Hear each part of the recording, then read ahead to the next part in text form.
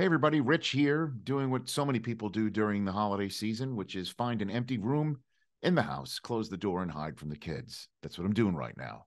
And we're dark for the week. The Rich Eisen Show is dark for the week. We're back Monday, by the way, January 2nd in 2023.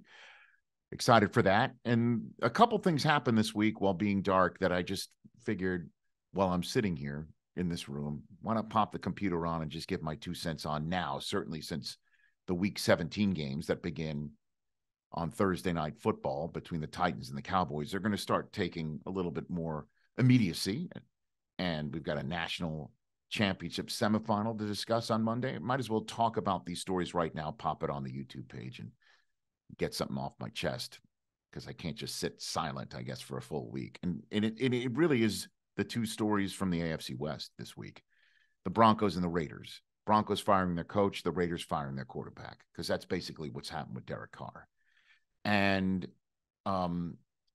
this was supposed to be division, not the NFC East, which, as we're sitting here, you watching me talking, the NFC East has all four teams in playoff spots right now. Eagles, Cowboys, Giants, Commanders.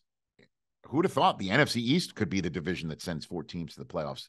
Because the AFC West, certainly we all know, we're being bandied about as maybe one of the greatest divisions ever assembled, certainly the most competitive division going into 2022, that some team might have 10, 12 wins, who knows, 11 wins, doesn't make the playoffs because of how deep the AFC West was going to be. And man, did it turn out to be top heavy. Chiefs have a shot at the 1-seed. Chargers are in the playoffs. They punched their ticket already with that Monday night win in Indianapolis, and they could finish in the 5 spot. So many people are saying finishing in the 5 spot is the best possible spot because you would avoid the Bills, Chiefs, or Bengals in that spot. But Chargers fans know the Jaguars, who are really hot now, showed everybody what they could do, showed their spots, if you will, earlier this year when they boat raced the Chargers in Los Angeles. But place that aside, Chargers are in. They're in. The changes that they made in the offseason, they got healthier towards the end of the season, and they could be one of those teams that goes on a run that nobody expects to go on a run because we are all focused on the Bengals, the Chiefs, and the Bills. And then, to no one's surprise, the last straw for Nathaniel Hackett occurred on a Christmas Day when the team gives up 51 points. And the CBS cameras catch the backup quarterback giving the offensive line an earful because they weren't picking Russell Wilson off the turf after he's been sacked. Oh, my God. Who saw that one coming?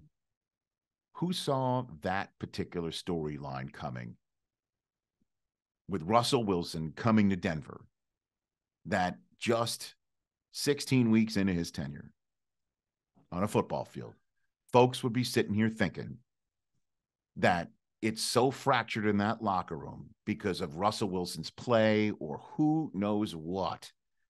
And we saw twice in the last couple of months, Purcell, the defensive lineman, going at Russ on the field in Carolina as they're coming off the field, barking at him. And then after the game, they said it was much ado about nothing.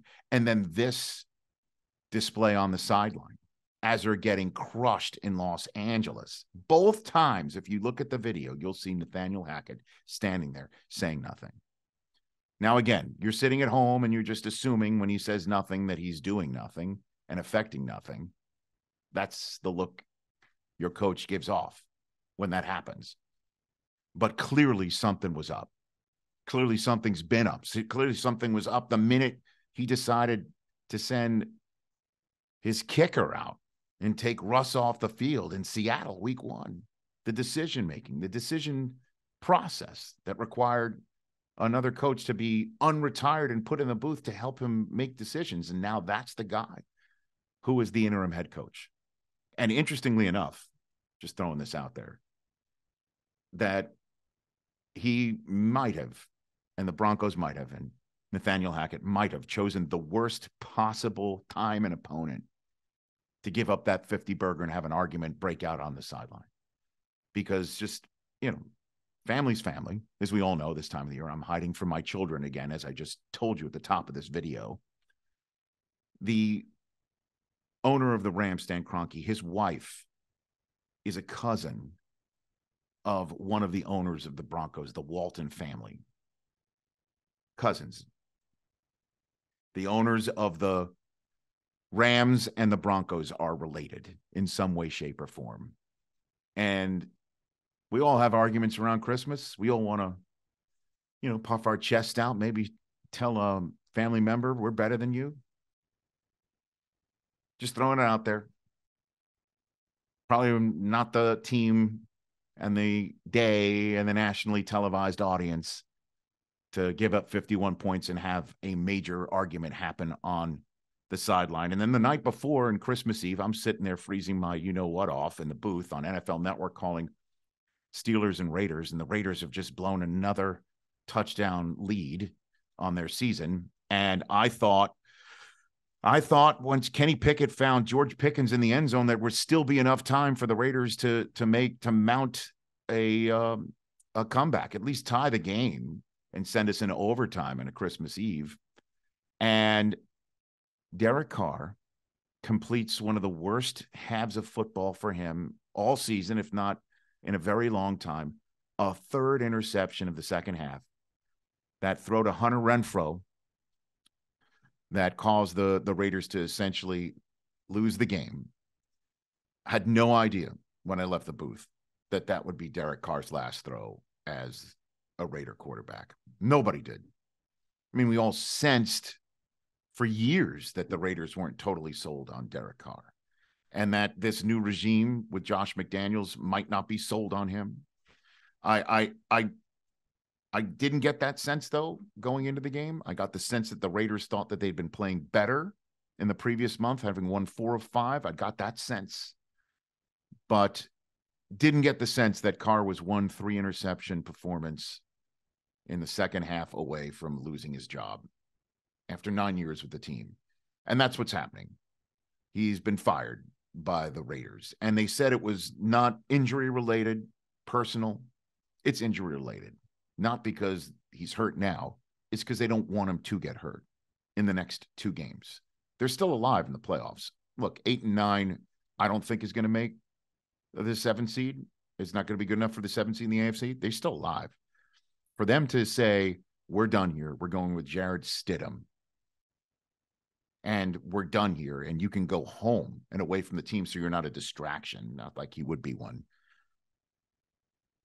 He's done. And that means one thing and one thing only. It's 2 words: Tom Brady. If Brady wants out of Tampa, if he wants to stay active in the NFL as a 46-year-old, he wants to play football next year. He doesn't want to go to Fox. He wants to keep playing. It's going to have to be a team that's willing to just pause their quarterback scenario for a year or 2, willing to take somebody on that, will have to learn a system. Guess what? He doesn't have to learn this system. This is something he's ready to do.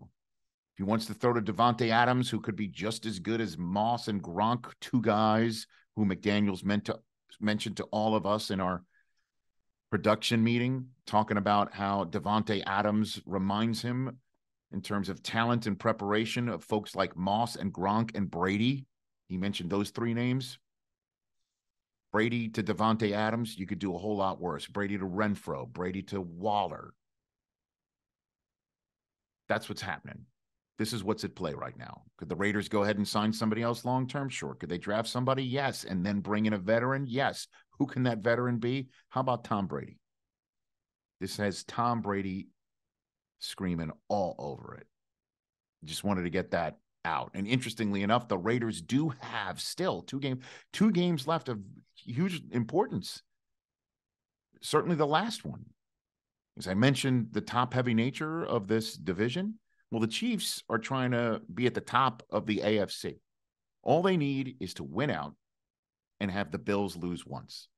The Bills have a home date with the Patriots in the last week of the season, and as we all know, this Monday night in Cincinnati, a very tough battle for them. They lose that game, the Bills, and the Chiefs win out. Guess what? Chiefs are the 1 seed. If the Chiefs lose ones and the Bengals win out, the Bengals are the 1 seed. If the Bills win out, obviously they're the 1 seed. Who do the Chiefs have remaining? Denver at home, Vegas on the road. The 2 teams that are in the fire or the dumpster will have a say, big time say on who the 1 seed is in the AFC. So these are big games. They're big games. And I can't believe the AFC West is playing out the way that he has. We will see each other on Monday. I'm interviewing Josh Allen for Monday Night Football. Same thing with Jamar Chase. We'll have those interviews on Monday. Pop them on the YouTube feed in the interim. Have a great New Year, everybody. And we'll chat on Monday.